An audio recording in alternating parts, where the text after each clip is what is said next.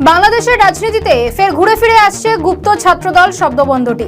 2024 সালে 5ই আগস্ট আওয়ামী লীগ সরকারের পতনের পর থেকেই বাংলাদেশের রাজনীতিতে ঘুরে ফিরে বারবার আলোচনা এসেছে গুপ্ত শব্দটি।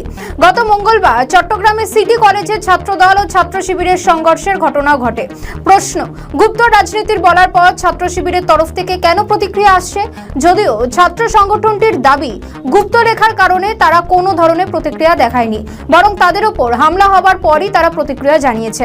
পাশাপাশি দেশ পরিচালনায় বিএনপি সরকারের ব্যর্থতার দায় ঢাকতে এমন বিতর্ক সৃষ্টি করে তাদের অঙ্গ সংগঠন ছাত্রদল জনসাধারণের দৃষ্টি অন্যদিকে সরানোর চেষ্টা করছে বলেও দাবি করছে ছাত্র শিবিরের একাধিক নেতা। মূলত গণ অভ্যুত্থানের আগে ছাত্র শিবিরের একাধিক নেতার বিরুদ্ধে পরিচয় গোপন করে বর্তমানে নিষিদ্ধ ঘোষিত সংগঠন ছাত্রলীগের রাজনীতির সঙ্গে জড়িত থাকার অভিযোগ উঠেছে।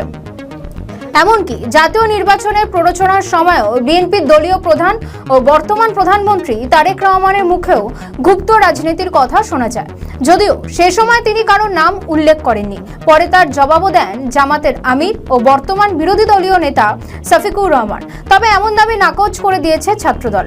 সংগঠনটির নেতারা বলছেন, গ্রাফিতির জবাব গ্রাফিতি এঁকে দেওয়ার কথা ছিল, তা না করে সংঘর্ষে লিপ্ত হয়েছে ছাত্র শিবির। সিটি কলেজে হামলার ঘটনায় সম্পূর্ণ দায়ভার ছাত্র শিবিরের বলেও দাবি করছেন তারা।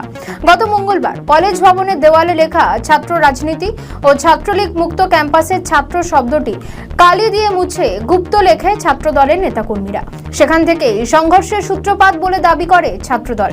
যদিও ঘটনা নিয়ে সম্পূর্ণ ভিন্ন দুই বক্তব্য আসছে সংঘর্ষে জড়ানো দুই ছাত্র সংগঠনের পক্ষ থেকে।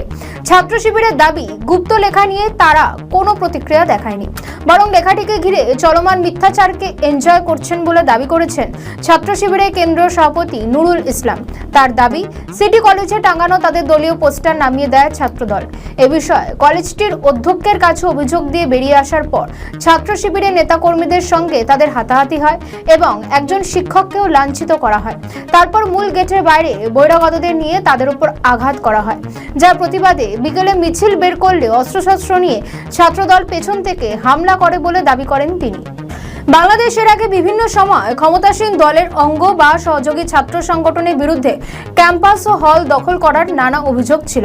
আবার কোনো কোনো বিশ্ববিদ্যালয়ে ক্ষমতাসীন দলের বাইরে থাকা সংগঠনের হল দখল করার উদাহরণ আছে। আর এসব দখল ও নিয়ন্ত্রণের জেরে বিভিন্ন সময় সশস্ত্র সংঘাত, বন্দুক ও যুদ্ধে শিক্ষার্থীদের প্রাণ হারানোর ঘটনাও ঘটেছে।